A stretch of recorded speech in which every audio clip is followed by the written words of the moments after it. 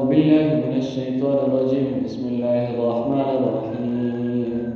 سيقول السفهاء من الناس ما ولاهم عن قبلتهم التي كانوا عليها قل لله المشرق والمغرب يهدي من يشاء إلى صراط مستقيم. وكذلك جعلناكم أمة وسطا لتكونوا شهداء على الناس ويكون الرسول عليكم شهيدا.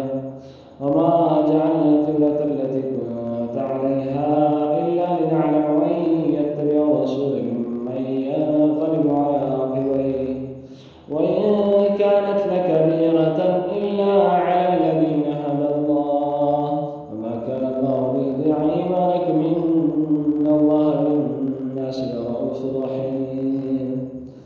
قد أرى تقلب وجهك في السماء فلنولينك قبلة ترضاها فول وجهك شطر المسجد الحرام وحيثما كنتم فولوا وجوهكم شطره وإن الذين أوتوا الكتاب ليعلمون أنه الحق من ربهم وما الله بغافل عما يعملون.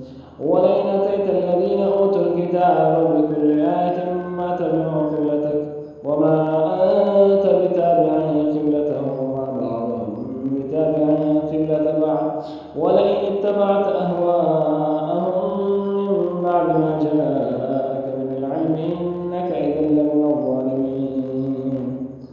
الذين آتيناهم الكتاب يعرفونه كما يعرفون أبناءهم وإن فريقا منهم ليكتمون الحق وهم يعلمون. الحق من ربك فلا تكونن من الممترين. صدق